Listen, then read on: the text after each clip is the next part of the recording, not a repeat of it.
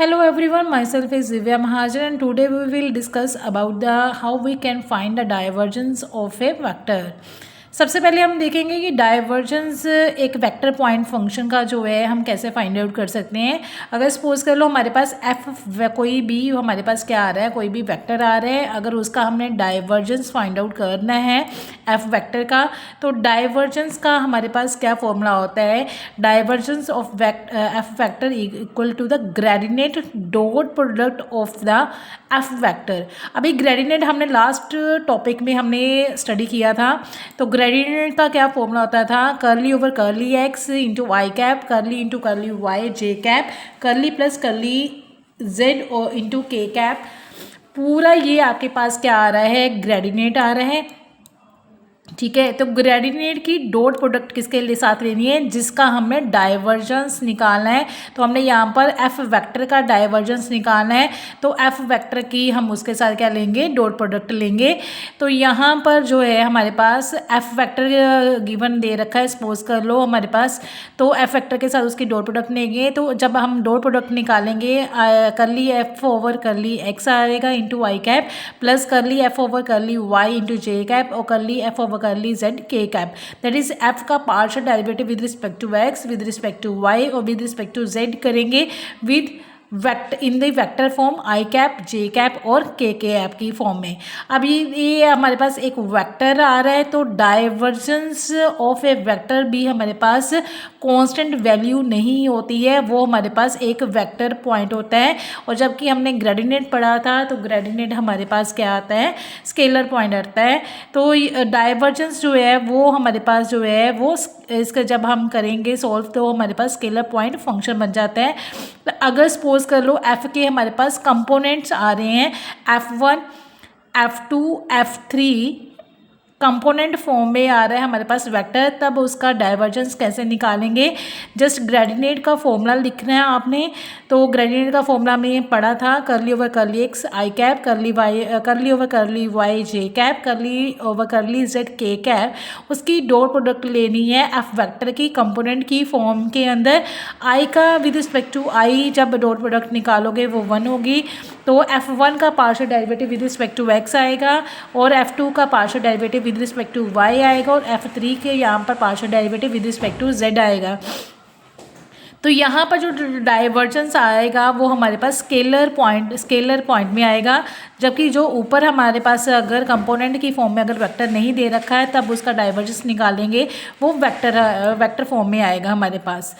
तो यहाँ पर हम हमारे पास एक इससे रिलेटेड वो जो इम्पोर्टेंट जो कॉन्सेप्ट है, जिससे रिलेटेड जो क्वेश्चन पेपर में बार बार पूछा जाता है, दैट इज़ अगर एफ वेक्टर को सोलिनॉइड हम कब बोलते हैं, कब बोलते हैं, जब हमारे पास डाइवर्जेंस ऑफ एफ जो है वो हमारे पास इक्वल टू क्या आता है, 0 के इक्वल आता है। अगर वेक्टर सोलिनॉइड है तो उसका डाइवर्जेंस जो है वो 0 के इक्वल होगा। इफ़ ओनली इफ रिजल्ट है तो उल्टा भी इसका होगा। तो आपके पास जो डाइवर्जेंस एफ जो होगा आपके पास, अगर 0 आ रहा है तो वेक्टर क्या होगा, सोलिनॉइड होगा। That is if only if result है, दोनों में से कोई एक चीज़ अगर ट्रू हो रही है तो सेकंड ऑलवेज क्या होगी, वो ट्रू। अगर वेक्टर सोलिनॉइड है तो डाइवर्जेंस 0 होगा, अगर डाइवर्जेंस 0 आ रहा है तो वेक्टर सोलिनॉइड होगा। तो ये काफ़ी इंपॉर्टेंट कॉन्सेप्ट है, इससे रिलेटेड क्वेश्चन जो है पेपर में पूछा जाता है। ठीक है, नेक्स्ट हमारे पास डाइवर्जेंस के साथ जो नेक्स्ट टॉपिक आएगा वो हमारे पास क्या आता है, कर्ल एफ। अब कर्ल एफ जो है डाइवर्जेंस में हमने ग्रेडिनेट के साथ क्या निकाली थी, डॉट प्रोडक्ट निकाली थी। जबकि कर्ल एफ का जब कर्ल हमने किसी वेक्टर का कर्ल निकालना है तो उसका ग्रेडिनेट के साथ जो है क्रॉस प्रोडक्ट निकालोगे। डाइवर्जेंस और कर्ल में यही दोनों का क्या आ रहा है हमारे पास जो है डिफरेंस होता है। दैट इज़ अगर किसी वेक्टर का हमने डाइवर्जेंस निकालना है तो वहाँ पर ग्रेडिनेट के साथ हमने डॉट प्रोडक्ट लेनी है, और जब हमने किसी वेक्टर का कर्ल निकालना है तो ग्रेडिनेट के साथ उस वेक्टर की हमने क्रॉस प्रोडक्ट लेनी है। तो कर्ल एफ को किसी भी वेक्टर के कर्ल को जब हम दूसरा नाम जो होता है वो रोटेट ऑफ वेक्टर भी बोलते हैं, तो उसका मीनिंग भी that is curl find out करना ही होता है। तो कर्ल फाइंड आउट करने के लिए हमें क्रॉस प्रोडक्ट निकालनी पड़ती है। तो क्रॉस प्रोडक्ट जब हम निकाल देंगे तो तो हम इसको इस फॉर्म में लिख सकते हैं। अगर वेक्टर जो है कंपोनेंट की फॉर्म में नहीं दे रखा तो हमारे पास जो है क्रॉस प्रोडक्ट क्या आएगी आपके पास, curly F of curly X into Y cap, curly F of curly Y into J cap, curly F of curly Z into K cap, वो सभी के बीच में यहाँ पर क्रॉस प्रोडक्ट आएगी आपके पास। अगर एफ जो है वो कंपोनेंट की फॉर्म में नहीं दे रखा तब हमारे पास सीधा ही ये वाला मेथड अप्लाई होता है। अगर आपके पास एफ वेक्टर जो है वो कंपोनेंट की फॉर्म में आ रहा है, that is F1 I cap, F2 J cap और F3 के कैप की फॉर्म में आ रहे हैं, तो जब हमने कर्ल निकालना है तो कर्ल निकालने के लिए डिटर्मिनेंट मेथड को अप्लाई हम कर सकते हैं। दैट इज़ जो क्रॉस प्रोडक्ट का मेथड होता है। तो क्रॉस प्रोडक्ट के लिए कि यहाँ पर फर्स्ट रो में हमने क्या लेना है, आई कैप, जे कैप, के कैप। सेकेंड रो में ग्रेडिनेट के जो है आपके पास कंपोनेंट्स आ जाएंगे, that is curly over curly x, curly over curly y, curly over curly z. Third row में एफ वेक्टर के कंपोनेंट्स आएंगे जिसका हमने कर्ल फाइंड आउट करना है, दैट इज़ F1, F2 और F3। और इस डिटर्मिनेंट को जब हम सोल्व करेंगे तो हमारे पास कर्ल आ जाएगा वेक्टर एफ का। तो इसके रिगार्डिंग भी हमारे पास एक इम्पॉर्टेंट कॉन्सेप्ट का जो क्वेश्चन पेपर में पूछा जाता है, अगर वेक्टर जो है वो इररोटेशनल होगा, ठीक है, कर्ल को रोटेशनल बोलते हैं, रोट भी बोलते हैं। अगर इररोटेशनल आएगा तो कर्ल एफ क्या होगा हमारे पास, ज़ीरो के इक्वल होगा। यहाँ पर एक चीज़ और मैं बता दूँ आपको कि जो डाइवर्जेंस होता है वो हमारे पास स्केलर क्वांटिटी आ जाती है जब हम डाइवर्जेंस सॉल्व करते हैं, जबकि जो कर्ल जब हम सॉल्व करते हैं तब हमारे पास जो है वो वेक्टर फॉर्म में आता है। तो यहाँ पर कर्ल एफ जो होगा वो ज़ीरो वेक्टर के इक्वल अगर आता है तो एफ वेक्टर क्या होगा हमारे पास, इररोटेशनल होगा। तो यहाँ पर मैंने ज़ीरो वेक्टर लिखा है। अगर डाइवर्जेंस की बात करें तो अगर डाइवर्जेंस खाली ज़ीरो आ रहा है तो तब हमारे पास वेक्टर जो है वो सोलेनॉइड होता है। तो यहाँ पर इससे रिलेटेड पेपर में दोनों में से कोई एक क्वेश्चन पेपर में हमेशा ही लगता है, चाहे सोलेनॉइड का क्वेश्चन लग जाए चाहे इररोटेशनल का लग जाए। अगर सोलेनॉइड के बारे में बोला गया है तो आपके पास जो है डाइवर्जेंस निकालना है। अगर इरोटेशनल के बारे में बोला है तब आपके पास जो है कर्ल के बारे में बोला जाएगा, ठीक है। तो अगर कर्ल एफ आपके पास ज़ीरो वेक्टर के इक्वल आ रहा है तो वेक्टर क्या होगा, इरोटेशनल होगा। अगर ये भी आपके पास इफ़ ओनली इफ रिजल्ट है, अगर एफ आपके पास इरोटेशनल आ रहा है तो कर्ल एफ क्या होगा आपके पास, ज़ीरो होगा। दैट इज़ अगर एक चीज़ गिवन दे रखी है तो दूसरी अपने आप ही आपके पास उसका कॉन्सेप्ट जो है वो बन जाएगा। अगर एफ वेक्टर इरोटेशनल है तो curl F equal to zero होगा। अगर कर्ल एफ आपके पास ज़ीरो के इक्वल आ रहा है तो एफ वेक्टर क्या होगा, इरोटेशनल होगा। तो यहाँ पर हमारे पास कुछ कॉन्सेप्ट आते हैं कर्ल के अकॉर्डिंग। तो अगर वी वेलोसिटी दे रखी है किसी रिजिड बॉडी की हमारे पास, तो जिसकी एंगुलर वेलोसिटी जो है वो ए वेक्टर दे रखा है, तब हमारे पास कर्ल जो वी होगा वेलोसिटी का रिजिड बॉडी का वो किसके इक्वल होगा, 2 time of the angular velocity के इक्वल होगा। तो ये क्वेश्चन पेपर में इससे रिलेटेड क्वेश्चन कम ही लगते हैं, खाली कॉन्सेप्ट ही ये जो है वो दिमाग में आपने रखना है। तो डायरेक्ट रिजल्ट पूछ सकते हैं आपसे, तो इससे रिलेटेड कोई क्वेश्चन पेपर में आता कम ही है आपके पास। तो नेक्स्ट जो है हमारे पास जो टॉपिक है वो है लैपलेस ऑपरेटर, जिसको ग्रेडिएंट का स्क्वायर भी बोलते हैं। तो ग्रेडिएंट स्क्वायर क्या होता है हमारे पास, gradient dot gradient, that is gradient का ही डॉट प्रोडक्ट निकालने हैं। तो जब ग्रेडिएंट का ग्रेडिएंट के साथ डॉट प्रोडक्ट निकालोगे तो आई cap into I dot product I cap की वो 1 आ जाएगी। दैट इज़ बन जाएगा आपके पास curly into curly X square plus curly over curly Y square plus curly over curly Z square, जिसको लैपलेस ऑपरेटर के नाम से भी जाना जाता है या फिर इसको वेक्टर ऑपरेटर भी बोलते हैं हम। तो ऐसे ही ग्रेडिनेट स्क्वायर, अगर एफ़ का ग्रेडिनेट स्क्वायर निकालना है तो दैट इज़ एफ़ का 2 बार पार्शियल डेरिवेटिव करना है विद रिस्पेक्ट टू एक्स। तो एफ़ का सेकंड ऑर्डर का partial derivative with respect to y, F e का पार्शियल सेकंड ऑर्डर का partial derivative with respect to z निकालोगे, तीनों को ऐड करोगे तो एफ़ का जो है वो ग्रेडिनेट का क्या आ जाएगा, हमारे पास स्क्वायर आएगा। और ग्रेडिनेट एफ़ अगर आपके पास 0 के इक्वल आता है तो उसको लैप्लेस इक्वेशन भी बोलते हैं। तो ये भी जो है कुछ रिजल्ट है जो पेपर में डायरेक्ट पूछे जा सकते हैं, इससे रिलेटेड क्वेश्चन पेपर में कम ही लगते हैं आपके पास।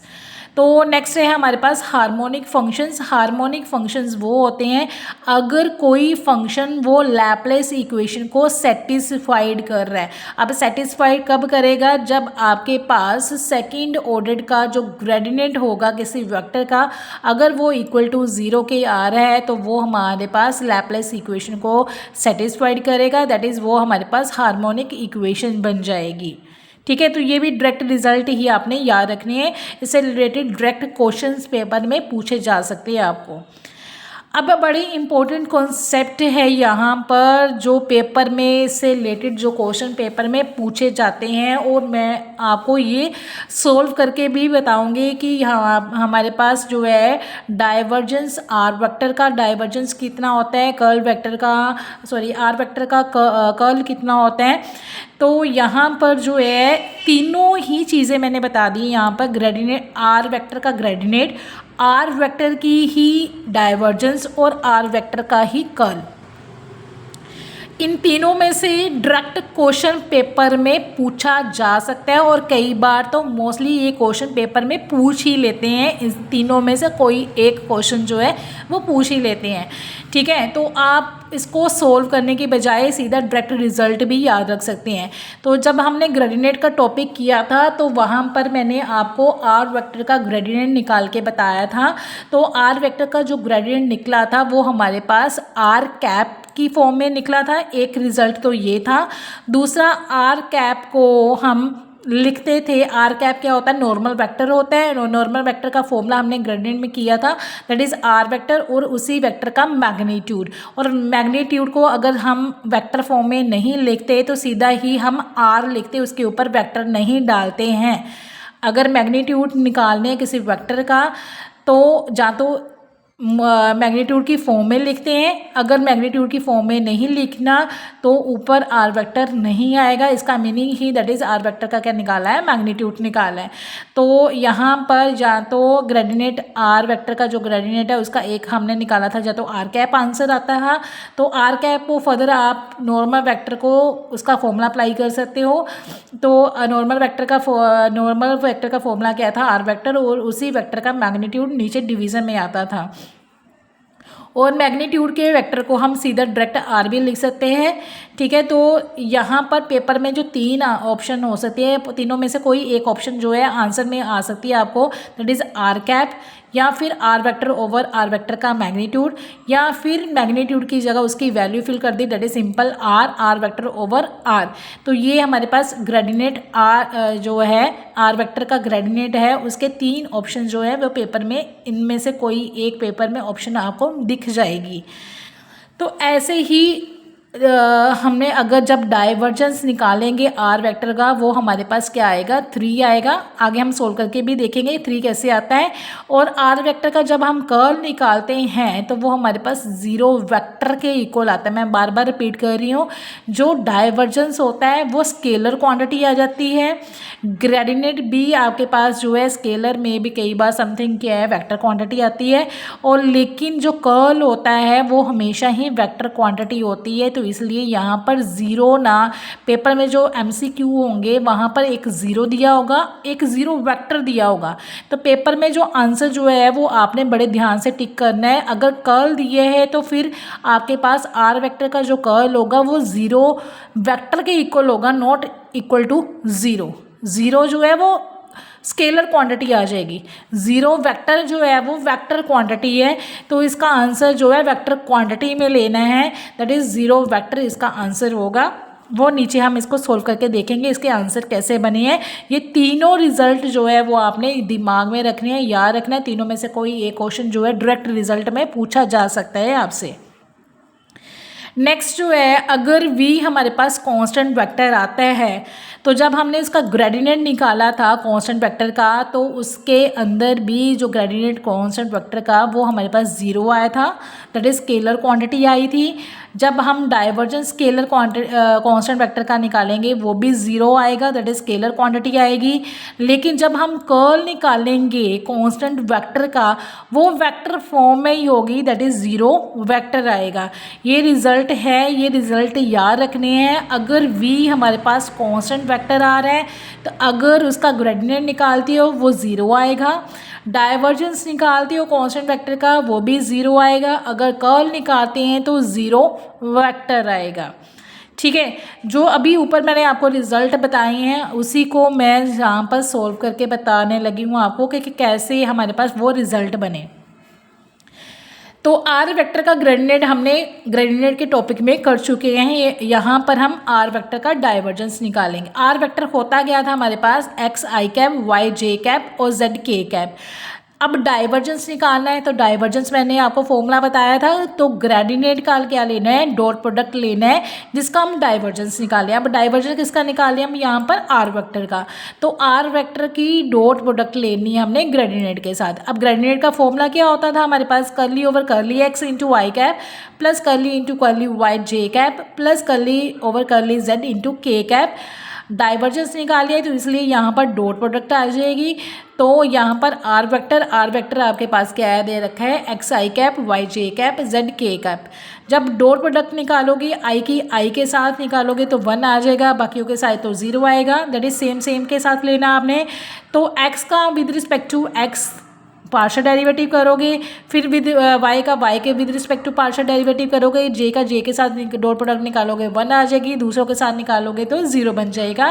के की के के साथ डॉट प्रोडक्ट 1 आएगी, बाकियों के साथ 0 आएगी, दैट इज जेड के साथ पार्शियल डेरिवेटिव निकालोगे।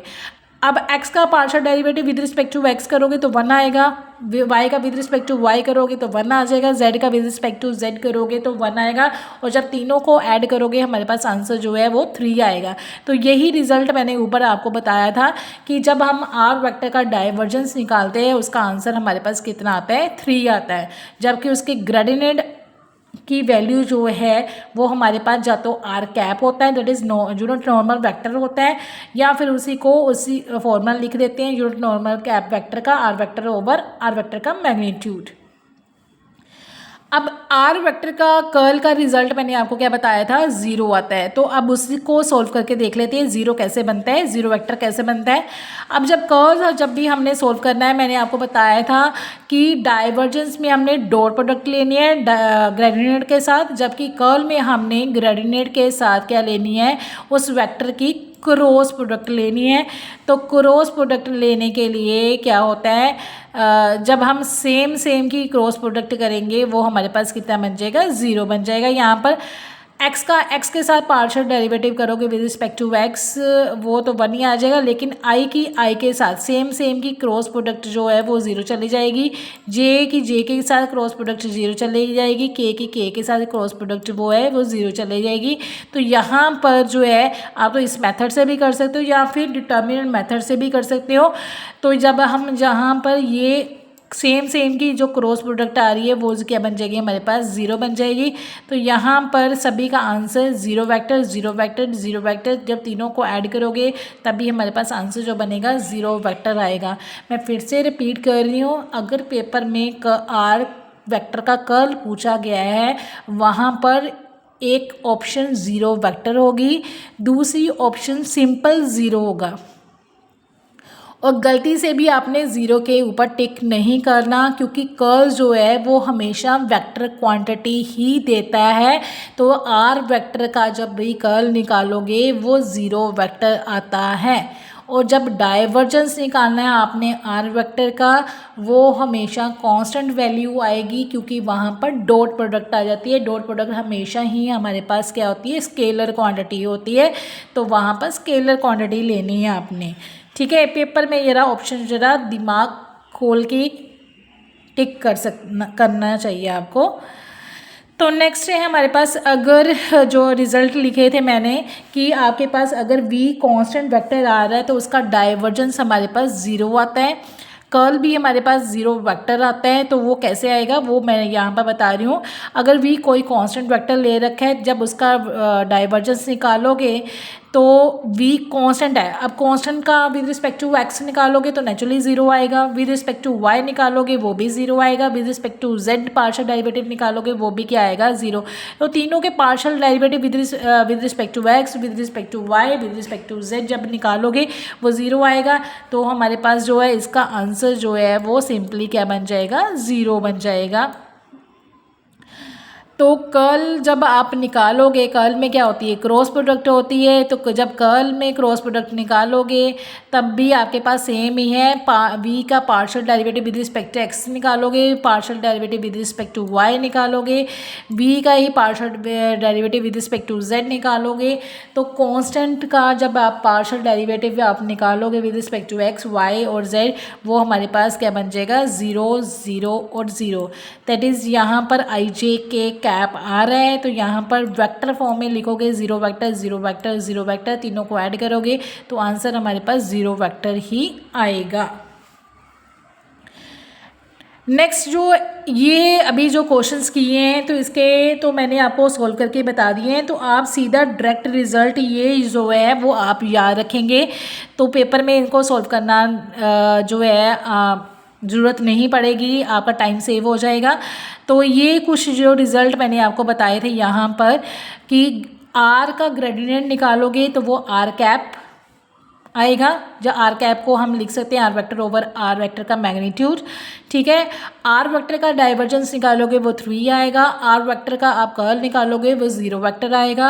अगर v कांस्टेंट वेक्टर दे रखा है तो उसका ग्रेडियंट 0 होगा, डाइवर्जेंस 0 होगा और कर्ल जो है वो 0 वेक्टर के इक्वल आएगा। तो ये डायरेक्ट रिजल्ट याद रखने, पेपर में सॉल्व करने की ज़रूरत नहीं है इनको आपको। अब जो है नेक्स्ट जो क्वेश्चंस हैं वो हम करेंगे डाइवर्जेंस से रिलेटेड, कर्ल से रिलेटेड, दूसरे वेक्टर्स के लेके जो कांस्टेंट वेक्टर्स नहीं आ रहे हैं। सपोज कर लो हमारे पास पहला क्वेश्चन दे रखा है, एफ वेक्टर जो है वो दे रखा है कंपोनेंट की फॉर्म में, that is 2x² z i cap minus x² y z j cap plus 3xy² k cap. अब कंपोनेंट की फॉर्म में दे रखा है, क्योंकि कंपोनेंट फॉर्म क्या होती है, जब आपके पास जो वेक्टर है वो i j k कैप के में अंदर दे रखा है तब उसको हम कंपोनेंट फॉर्म बोलते हैं। तो कंपोनेंट फॉर्म में वेक्टर दे रखा है और उसका डाइवर्जेंस निकालना है। तो कंपोनेंट फॉर्म में जब डाइवर्जेंस निकालना है तो डॉट प्रोडक्ट लेनी है आपने ग्रेडियंट के साथ। तो सीधा ही क्या आएगा, आई वाले की जो पार्शियल डेरिवेटिव करोगे विद रिस्पेक्ट टू एक्स करोगे, जे वाले का partial derivative with respect to y करोगे और के वाले के कोफिशिएंट का partial derivative with respect to z करोगे। अब यहाँ पर 2x² और z है, उसका partial derivative with respect to x किया तो कितना आ गया हमारे पास 4xz माइनस xy² z का partial derivative with respect to y करोगे तो यहाँ पर y की डिग्री जो है वो नीचे आ जाएगी, 2 माइनस का 2xy z रह गया, क्योंकि y के साथ पार्शियल डेरिवेटिव करिए तो x और z as a constant treat होंगे, वो दोनों के दोनों मल्टीप्लाई में आ रहे हैं तो वो एज इट रहेंगे। 3xy² का partial derivative with respect to z करोगे, क्योंकि यहाँ पर z है ही नहीं है और यहाँ पर कांस्टेंट जो है अकेला दे रखा है, दैट इज़ x और y z के लिए क्या आएंगे, कांस्टेंट आएंगे, तो इसका डेरिवेटिव जो होगा वो 0 होगा। तो जहाँ पर हमारे पास जो डाइवर्जेंस वो निकल के आया है वो कितना आएगा, 2xz कॉमन आ गया, अंदर बच जाएगा 2 माइनस का y। और इस क्वेश्चन के अंदर उन्होंने डाइवर्जेंस पूछा था एट पॉइंट 1 माइनस 1 और 1। जब भी ये याद रखना है कि अगर कोई भी पॉइंट के ऊपर कर्ल या डाइवर्जेंस पूछा गया है तो सबसे पहले या तो डाइवर्जेंस निकालेंगे या कर्ल निकालेंगे, उसके बाद पॉइंट आउट फिल करना है, पहले पॉइंट फिल नहीं करना आपको। तो जब डाइवर्जेंस निकल गया फिर x और y z की वैल्यू फिल करनी है, x की वैल्यू 1 दे रखी है, y की वैल्यू -1 है और z की वैल्यू 1 आ रही है और तीनों की वैल्यू सब्स्टिट्यूट करने के बाद हमारे पास आंसर जो है वो 6 बन रहा है। सेकेंड क्वेश्चन है वो कर्ल का लिया मैंने, यहाँ पर f फिर से कंपोनेंट की फॉर्म में दे रखा है हमारे पास, that is i j k cap के अंदर दे रखा है f वेक्टर। तो कर्ल निकाला है, तो मैंने बताया था कि जब एफ आपके पास कंपोनेंट की फॉर्म में हो तो वहाँ पर जो कर्ल निकालना है वो डिटरमिन मेथड से निकाल सकते हो आप। फर्स्ट रो में आपके पास आई जे के कैप होगा, सेकंड रो में आपके पास ग्रेडिएंट के जो कोफिशिएंट्स होंगे वो होंगे, that is curly over curly x, curly over curly y, curly over curly z. Third row में एफ के वेक्टर के जो कंपोनेंट्स होंगे आई जे के कैप के कोफिशिएंट्स होंगे वो आएंगे, दैट इज आई कैप का कोफिशिएंट आ रहा है Y square plus Z square minus X square, J cap का कोफिशिएंट आ रहा है Z square plus X square minus का वाई स्क्वायर, और के कैप का कोफिशिएंट आ रहा है X square plus Y square minus का जेड स्क्वायर। तो जस्ट आपने क्या करना है, डिटरमिन सोल्व करना है। आप डिटरमिन में सोल्व करोगे, आई कैप का क्रॉस सेक्शन छोड़ोगे तो उसका लेना आपने, ठीक है। तो बस इसमें जब आपने जब डिटरमिन सोल्व करना है तो याद रखना है कि जो पार्शियल डेरिवेटिव वाली टर्म्स है ना वो आगे लिखनी है आप लोगों ने, तो नहीं तो क्वेश्चन सारा गलत हो जाएगा पेपर में, ठीक है। Curly over curly Y into X square plus Y square minus Z square, curly into curly curly over curly Z into Z square plus X square minus Y square into I cap, ये I cap का आ गया। फिर ऐसे ही आपने cross section छोड़ना है J cap का,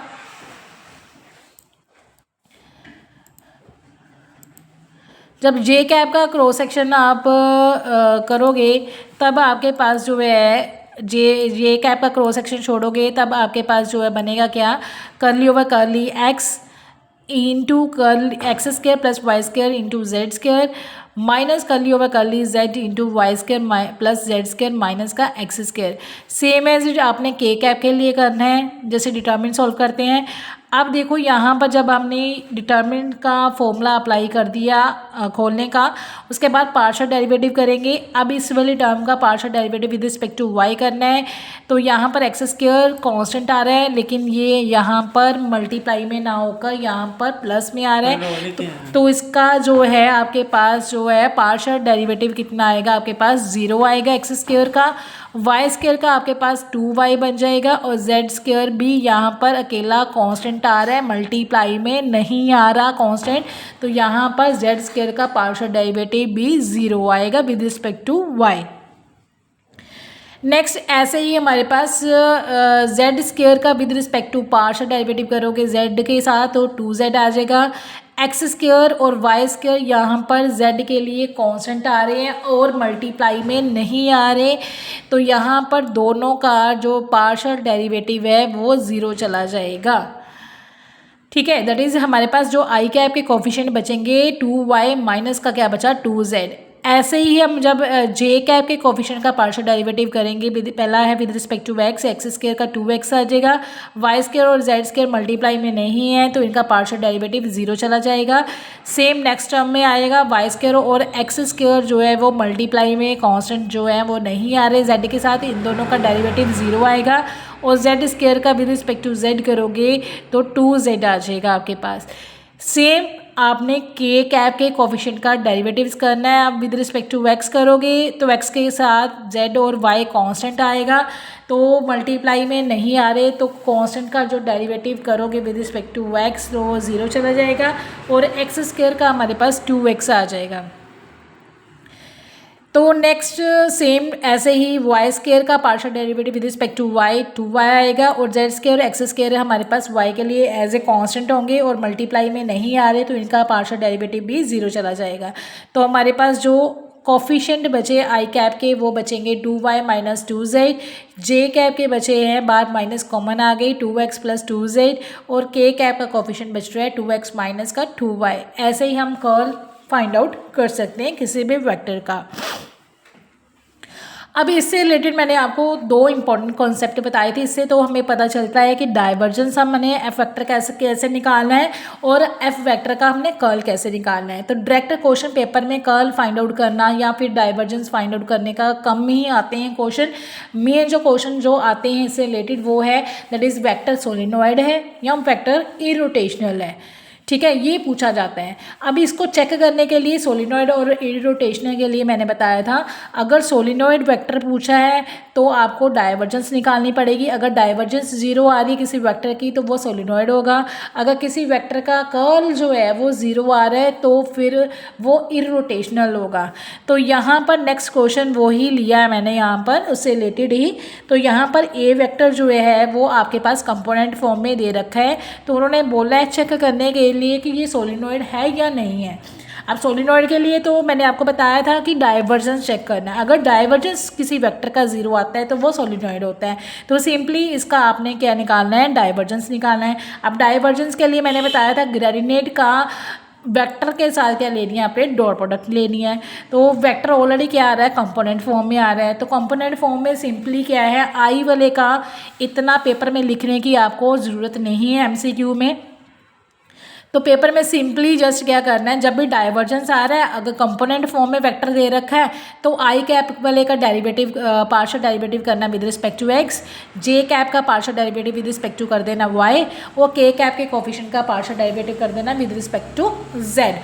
अगर वेक्टर, फिर से रिपीट कर रही हूँ, अगर वेक्टर कंपोनेंट फॉर्म में दे रखा है, कंपोनेंट के फॉर्म में आपका मीनिंग है दैट इज आई जे के कैप में दे रखा है, तब आप डायरेक्टली डाइवर्जेंस का फॉर्मूला लिखने की बजाय टाइम सेव करने के लिए दैट इज आई जे के कैप का पार्शियल डेरिवेटिव आई वाले का with respect to x, y J cap के कोफिशिएंट का partial derivative with respect to Y, और के कैप के कोफिशिएंट का partial derivative with respect to z कर सकते हो।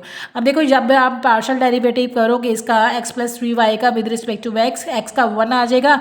वाई जो है एक्स के लिए कॉन्स्टेंट आ रहा है लेकिन वो मल्टीप्लाई में नहीं आ रहा है, इसलिए इसका पार्शियल डेरिवेटिव 0 आएगा। नेक्स्ट जो y माइनस 3z है, आपके पास y का partial derivative with respect to y करोगे 1 आ जाएगा।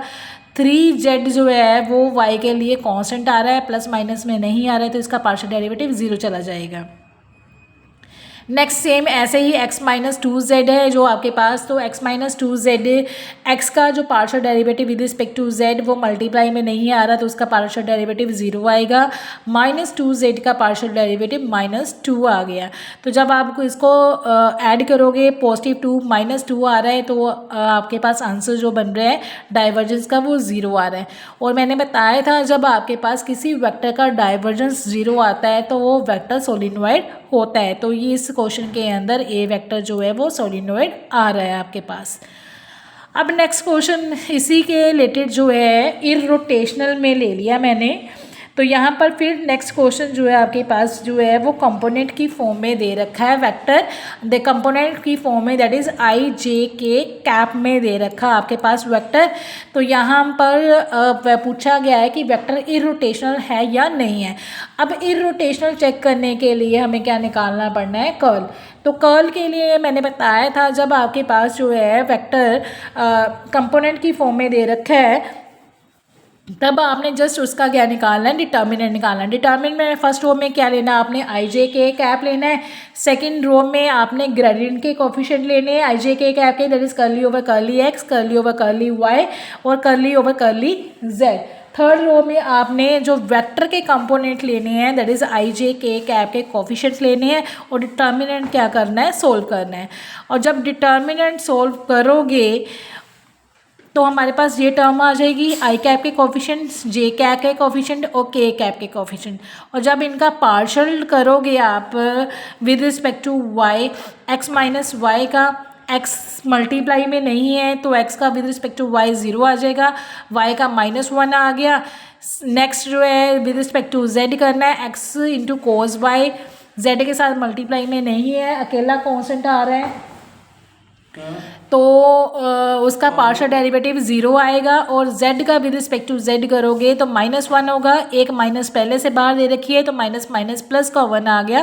दैट इज आई कैप के जो पार्शियल डेरिवेटिव है उसका जो कोफिशिएंट आ रहा है वो 0 आ रहा है। नेक्स्ट ऐसे ही विद जे कैप के कोफिशिएंट का पार्शियल डेरिवेटिव करोगे विद रिस्पेक्ट टू एक्स और with respect to z. With respect to x करोगे तो एक्स का 1 आ जाएगा, वाई का 0 बन गया। साइन वाई मल्टीप्लाई में नहीं आ रहा, विद रिस्पेक्ट टू जेड करना है तो उसका हमारे पास पार्शियल डेरिवेटिव 0 आ जाएगा। और जेड का विद रिस्पेक्ट टू जेड करोगे 1 आ जाएगा, लेकिन बाहर एक माइनस ही है, एक माइनस और बाहर है, माइनस माइनस प्लस का 1 आ जाएगा आपके पास। तो यहाँ पर भी आपके पास जो पार्शियल डेरिवेटिव है, एक इधर 1 आ रहा था, एक इधर -1 आ रहा है, तो -1 और -1 कितना बन गया हमारे पास 0, दैट इज़ जे कैप के कोफिशिएंट भी हमारे पास 0 आ रहे हैं। सेम एज के कैप के जब आप कोफिशिएंट का पार्शियल डेरिवेटिव करोगे तो वो भी आपके पास क्या बन जाएगा, 0 बन जाएगा। तो हमारे पास यहाँ पर जो कर्ल निकाला है वो हमारे पास 0 वेक्टर आ रहा है। तो जब 0 वेक्टर आएगा तो कर्ल अगर हमारे पास 0 वेक्टर आ रहा है तब हमारे पास जो है एफ क्या होगा, इरोटेशनल होगा। ठीक है, बस इतना। ये पेपर में दोनों में से कोई एक क्वेश्चन पेपर में डेफिनेटली पूछा जाएगा आपसे, या इरोटेशनल का या फिर सोलिनॉइड का। सोलिनॉइड की चेक करने के लिए डाइवर्जेंस 0 होना चाहिए और इरोटेशनल जो है करने के लिए आपके पास जो है कर्ल जो है वो 0 के इक्वल होना चाहिए। नेक्स्ट क्वेश्चन जो है इसी से रिलेटेड मैंने आपको सॉल्व करने के लिए दिया है। यहाँ पर एक्स फैक्टर दे रखा है आपके पास -y cap plus x j cap over x square plus Y square. तो इसको मैंने चेक करने के लिए क्या बोला कि वो इरोटेशनल है या नहीं है। तो जब आपने इसका अब यहाँ पर एक काम कर लेना है, जब क्वेश्चन आपने सॉल्व करना है तो यहाँ पर आई कैप के जो कोफिशिएंट होंगे वो -y ओवर एक्स स्क्वायर ले लेना। सॉरी, यहाँ पर जो आपके पास आई कैप का जो कोफिशिएंट होगा आपके पास तो -y over x square plus Y square होगा। एलसीएम सेपरेट कर लेना। और जे कैप का जो कोफिशिएंट होगा वो x over x square plus Y square होगा। दोनों के नीचे एलसीएम सेपरेट कर लेना, तो दोनों के जो है कोफिशिएंट जो है वो सेपरेट हो जाएंगे। दैट इज़ ये आपके पास कंपोनेंट की फॉर्म में दे रखा होगा। तो यहाँ पर पार्शियल डेरिवेटिव में u ओवर v का फॉर्मूला अप्लाई होगा। तो इसका जब आप कर्ल निकालोगे वो आपके पास 0 आएगा, तो एफ फैक्टर वो इरोटेशनल आएगा। ठीक है, तो नेक्स्ट क्वेश्चन जो है